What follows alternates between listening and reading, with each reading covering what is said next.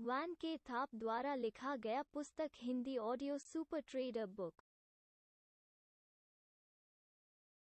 पाठ 8 स्वयं को शक्तिवान बनाएं। व्यापारियों के लिए बाजार में आने पर 3 सामान्य दृष्टिकोणों में से एक में टैप करना संभव है। पहला दृष्टिकोण निराशावाद का है, दूसरा यादृच्छिकता और या तटस्थता का है, और तीसरा सशक्तिकरण का है। पहला रवैया कभी काम नहीं करता है, दूसरा रवैया शायद ही कभी ज्यादा सफलता लाता है, लेकिन तीसरा रवैया जब ठीक से किया जाता है तो सफलता की गारंटी देता है। आइए कल्पना करें कि आपके पास अपनी व्यापारिक गतिविधि से इच्छित परिणाम बनाने की अपार शक्ति है। यह धारणा बनाने का एक अच्छा कारण यह है कि आपके पास ऐसी शक्ति है। हम इसके बारे में बात कर रहे हैं। अब यदि आपके पास ऐसी शक्ति है, तो आपको क्या लगता है कि यदि आप अपने व्यापार को निराशावाद की दृष्टि से देखें तो क्या होगा? आप पैसे खो देंगे। आपका सिस्टम कितना भी अच्छा क्यों न हो, आप पैसे खोने का एक तरीका निकाल लेंगे। यदि आप तटस्थता के साथ बाजार का रुख करते हैं और आपके पास अपना जीवन बनाने की शक्ति है, तो आप औसत स्तर पर सबसे अच्छा प्रदर्शन कर सकते हैं। आप निश्चित रूप से बाजार में कोई व्यक्तिगत ऊर्जा नहीं जोड़ेंगे, और मुझे संदेह है कि आपका प्रदर्शन घटिया होगा। आइए तीसरे विकल्प को देखें, सशक्तिकरण के दृष्टिकोण के साथ व्यापार करना। व्यापारियों के साथ अपने मॉडलिंग कार्य में मैंने देखा है कि सभी अच्छे व्यापारी जानते हैं कि वे वर्ष के अंत में जीतेंगे। मैं इसे एक कदम आगे ले जा सकता हूं और कह सकता हूं कि महान व्यापारियों को पता है कि वे शायद महीने के अंत या सप्ताह में जीतेंगे। इसका क्या मतलब है? यह बहुत बड़ी आस्था का संकेत देता है। आपको अपने आप पर और अपने व्यापार में विश्वास करना चाहिए। आपको अपने दिल में गहराई से पता होना चाहिए कि आप जीत गए हैं और अपनी सफलता के लिए आभारी महसूस करते हैं। विश्वास एक जादुई शक्ति की तरह है जो आपको महानता की ओर ले जाती है। उदाहरण के लिए, आइए बाइबल के कुछ उद्धरणों पर एक नज़र डालें। यह आपके विश्वास के अनुसार आपके लिए हो। मत्ती 9:29। यदि तुम पर राई के दाने के समान भी विश्वास हो, तो तुम इस पहाड़ से कहोगे कि यहाँ से हट जा, और वो चला जाएगा, और कुछ भी तुम पर प्रबल नहीं होगा। मत्ती शाम के 5:20। यदि तुम विश्वास कर सको, तो उसके लिए जो विश्वास करता है सब कुछ संभव है। मरकुस 9:23। जो कोई इस पहाड़ से कहे, वो हिलकर समुद्र में गिर जाए, और अपने मन में संदेह न करे, वरन विश्वास करे कि जो कुछ वो कहता है वो उसके साथ हो जाएगा। मरकुस 11:23। सो मैं तुमसे कहता हूँ कि जो कुछ तुम मांगो और मांगो विश्वास कर कि वो मिलेगा, और वो तुम्हारे लिथे हो जाएगा। मरकुस 11:24। संयोग से मैं बहुत सारे आध्यात्मिक संदर्भों का उपयोग करने से बचता था, क्योंकि मैंने पाया कि आध्यात्मिकता के बारे में बहुत से लोगों की मान्यताएं बहुत मजबूत थीं। वे कौन थे इसका सार, और बहुत संकीर्ण। यदि आप उनकी सीमाओं से परे गए, तो आपने प्रवेश किया खतरनाक क्षेत्र। हालांकि मेरा उद्देश्य लोगों को बदलने में मदद करना है, और मैंने पाया है कि सबसे शक्तिशाली परिवर्तन आध्यात्मिक स्तर पर है। इस प्रकार व्यापार के आध्यात्मिक आधार को खोलने का समय आ गया है। जब आपके पास विश्वास होता है, तो आप व्यक्तिगत जिम्मेदारी लेते हैं, भले ही यह आपके माध्यम से कार्य करने वाले भगवान के समान हो। दूसरे स्तर पर, जब आप उस स्तर पर काम करते हैं, तो आप निश्चित रूप से बेहतरीन प्रदर्शन करते हैं। पाठ 9 अपने विश्वासों को पहले लिख लें। मैंने एक ईमानदार आत्म मूल्यांकन करने की बात की। इसका क्या मतलब है? आइए अपने आप में और अपने ट्रेडिंग परिणाम बनाने के तरीके के बारे में जानें। आइए कुछ सरल चरणों को देखें जो पीक परफॉर्मेंस ट्रेडिंग में शामिल हैं। मैंने व्यापारियों को चरम प्रदर्शन तक पहुंचने में मदद करने के लिए एक प्रक्रिया विकसित की है जिसे ट्रेडर रीइन्वेंशन प्रतिमान कहा जाता है। इस प्रतिमान के हिस्से में अपने लिए एक लक्ष्य निर्धारित करना शामिल है जो आपको फैलाता है और आपको आपके आराम क्षेत्र से बाहर रखता है और फिर आपको इसे प्राप्त करने के लिए एक प्रतिबद्धता बनाने में मदद करता है। इसे प्राप्त करने में लक्ष्य की ओर अपनी प्रगति पर नियमित रूप से ध्यान केंद्रित करना और पूछना शामिल है, मैंने वो परिणाम कैसे उत्पन्न किया और मैं कुछ अलग कैसे कर सकता हूँ और अपने प्रतिबद्ध लक्ष्य के करीब कैसे जा सकता हूँ। जब आप ऐसा करते हैं तो यह आपको खींचेगा और आपको लगातार सोचना होगा कि आपने यह परिणाम कैसे उत्पन्न किया। यह टिप आपको उस उत्तर का आकलन करने में मदद करने के लिए डिजाइन की गई है। आप बाजारों का व्यापार नहीं करते, कोई नहीं करता। यह आप में से कई लोगों के लिए आश्चर्यजनक लग सकता है, लेकिन आप वास्तव में जो व्यापार करते हैं वो बाजार के बारे में आपका विश्वास है। इसके अलावा ऐसा करने की आपकी क्षमता अपने बारे में आपके विश्वासों से प्रभावित होती है।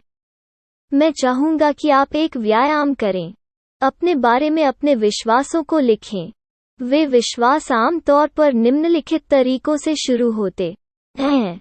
मैं हूँ, मैं महसूस करता हूँ, मैं अपने आप को अनुभव करता हूँ। यदि इस प्रकार का व्यायाम आपके लिए नया है, जब आप इसे पहली बार करते हैं, तो आप शायद अपनी सकारात्मक विशेषताओं का एक समूह लिखेंगे। इसके अलावा आपको शायद उनमें से 20 या 30 से अधिक विश्वासों को लिखने में परेशानी होगी, लेकिन आपके पास वास्तव में सैकड़ों हैं। मान लें कि आप लगभग 5 मिनट के लिए सोचते हैं और निम्नलिखित मदों के साथ आते हैं। मैं काफी अच्छा व्यापारी हूँ। मैं अपनी क्षमता के बारे में सकारात्मक महसूस करता हूँ। मुझे स्वयं से प्यार है। मैं बाजारों के बारे में सोचने में काफी चतुर हूँ। मैं दिमाग वाला हूँ। मैं रचनात्मक हूँ। आप जानते हैं कि और भी बहुत कुछ है, लेकिन 15 से 20 मिनट के विचार के बाद आप बस इतना ही सोच सकते हैं। ठीक है, ये एक शुरुआत है, लेकिन अब मैं चाहता हूं कि जब भी आप कोई ट्रेड करें, या तो पोजीशन खोलें या बंद करें, तो आप इस अभ्यास को जारी रखें। मान लीजिए कि सोमवार की सुबह है और आपने बाजार में 2 पोजीशन खोली हैं। ऐसा करने के बाद आप स्वयं का आकलन करना जारी रखते हैं और अपने विचारों को नोटिस करते हैं। मैं वास्तव में उत्साहित महसूस कर रहा हूँ। मुझे तेजी से बढ़ने वाले स्टॉक पसंद हैं। ठीक है, आपने अपने बारे में कुछ अंतर्दृष्टि प्राप्त की है। मध्य दोपहर तक बाजार में भारी गिरावट आ रही है और आपके 3 शेयर उस दिन $500 नीचे हैं। अपने विचारों पर ध्यान दें। मुझे उस पद पर गुस्सा आता है।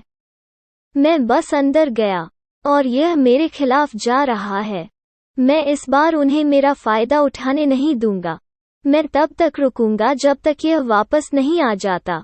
आपने अभी अपने बारे में कुछ और जानकारियां इकट्ठी की हैं। इसे तब तक जारी रखें जब तक कि आप ऐसे 100 या अधिक कथन नहीं लिख लेते जो आपको और आपकी भावनाओं को दर्शाते हैं। जब आप ऐसा करते हैं, तो आपके पास अपने व्यापारिक परिणाम उत्पन्न करने के तरीके के बारे में बहुत अधिक जानकारी होगी और आप एक चरम प्रदर्शन व्यापारी बनने की राह पर चलेंगे। अब जब आपने 100 मान्यताओं को लिख लिया है, तो प्रत्येक के बारे में अपने आप से 6 प्रश्न पूछकर उन विश्वासों की जांच करें। मैं इसे विश्वास परीक्षा प्रतिमान कहता हूँ। मुझे यह विश्वास किसने दिया? मेरे माता पिता, मेरे सहकर्मी, संचार माध्यम, स्कूल, या मैंने इसे अपने लिए चुना है? यह विश्वास मुझे क्या देता है? कम से कम 5 बातें लिखिए। यह विश्वास मुझे किस चीज से अलग करता है? फिर से, कम 5 बातें लिखिए। यह विश्वास मुझे कैसे सीमित करता है? क्या यह एक ऐसा विश्वास है जिसे मैं रखना चाहता हूं क्योंकि यह उपयोगी है, या यह एक ऐसा विश्वास है जिससे मैं छुटकारा पाना चाहता हूं क्योंकि यह मुझे सीमित करता है? वैसे, बहुत गहरे स्तर पर सभी मान्यताएं आपको किसी न किसी तरह से सीमित करती हैं, लेकिन कुछ अभी भी उस स्तर के लिए उपयोगी हैं जिस स्तर पर आप अब खुद को पाते हैं और इसलिए रखने योग्य हैं। यदि विश्वास उपयोगी नहीं है, तो क्या मैं बस छोड़ सकता हूँ, यह कुछ और उपयोगी के लिए है? या क्या कोई चार्ज, भावना है जो इसे जगह में रखता है? यदि आप पाते हैं कि आपके विश्वास को धारण करने वाला कोई आरोप है, तो आपको विश्वास को मुक्त करने के लिए शुल्क जारी करना होगा। यह कैसे करना है, हम बाद में चर्चा करेंगे। आइए एक विश्वास का एक उदाहरण देखें। अच्छा प्रदर्शन सही स्टॉक चुनने से आता है। आइए उस विश्वास को विश्वास परीक्षा प्रतिमान के माध्यम से रखें। मुझे यह विश्वास किसने दिया? मैं यह हर समय सुनता हूँ। स्टॉक कैसे चुनें, इसके बारे में बहुत सारी किताबें हैं। मैं देखता हूँ कि विशेषज्ञ वित्तीय चैनल पर अपनी पसंद देते हैं। हर कोई इस बारे में बात करता है कि यह कितना महत्वपूर्ण है, और इसलिए यह सच होना चाहिए। यह विश्वास मुझे क्या देता है? मैं सही स्टॉक की तलाश में काफी समय बिताता हूँ। मैं उन लोगों की बात सुनता हूँ जो सोचते हैं कि वे अच्छे स्टॉक पिकर्स हैं। मैंने स्टॉक पिकिंग के बारे में किताबें पढ़ीं। एक बार जब मैंने सही स्टॉक चुन लिया, तो मुझे बस इतना करना है, बस इसे खरीद लें और इसे बनाए रखें। मैं यह देखने के लिए अपने स्टॉक चुनने के मानदंड पर सवाल उठाता हूँ कि क्या मैं उनमें सुधार कर सकता हूँ। यह विश्वास मुझे क्या देता है? मैं खुद का विश्लेषण करने में समय नहीं लगाता, और इसलिए यह मुझे व्यक्तिगत जिम्मेदारी से बाहर कर देता है। अगर स्टॉक विफल हो जाता है तो यह मुझे अपनी गलतियों की तलाश से बाहर कर देता है। इसके बजाय मैं बस यह मान लेता हूँ कि मैंने स्टॉक चुनने का खराब काम किया है। मैं व्यापार के अन्य महत्वपूर्ण पहलुओं जैसे कि बाहर निकलने और स्थिति का आकार बदलने से बचता हूँ। मैं ज्यादा प्लानिंग नहीं करता क्योंकि इसका स्टॉक पिकिंग से कोई लेना देना नहीं है, और मैं निश्चित रूप से आम तौर पर बाजार पर ध्यान नहीं देता क्योंकि सही स्टॉक हर समय अच्छा होना चाहिए। क्या आप यह देखना शुरू कर सकते हैं कि इस विश्वास के कुछ पहलू कैसे उपयोगी नहीं हो सकते हैं? मुझे आशा है। चलिए अगले प्रश्न पर चलते हैं। यह विश्वास मुझे कैसे सीमित करता है? यहाँ सीमा स्पष्ट है। इससे मुझे लगता है कि पैसा बनाने के लिए प्रवेश और स्टॉक चयन सबसे महत्वपूर्ण पहलू हैं। अगर मैं अच्छा नहीं करता, तो मुझे लगता है कि मेरे चयन मानदंड में कुछ गड़बड़ है। इसके बजाय मुझे खुद पर ध्यान केंद्रित करने में सक्षम होना चाहिए। मुझे सिस्टम के अन्य हिस्सों पर ध्यान देना चाहिए और सिस्टम काम कर रहा है या नहीं। इसके अलावा मुझे यह जानने की ज़रूरत है कि सिस्टम विभिन्न प्रकार के बाजार में कैसे प्रदर्शन करने में सक्षम होगा और मेरे उद्देश्यों को पूरा करने के लिए आकार की स्थिति कैसे होगी। यह विश्वास मुझे उन बातों को नज़रअंदाज करने का कारण बनता है। बेशक अधिकांश लोग इसका उत्तर नहीं दे पाएंगे क्योंकि विश्वास अन्य कारकों के बारे में उनके ज्ञान को सीमित कर देगा। क्या यह विश्वास उपयोगी है? चूंकि स्टॉक का चयन ट्रेडिंग के कम से कम महत्वपूर्ण पहलुओं में से एक है, इसलिए यह विश्वास शायद उतना उपयोगी नहीं है। क्या मैं इसे बदल सकती हूँ, या इस पर इसका कोई शुल्क है?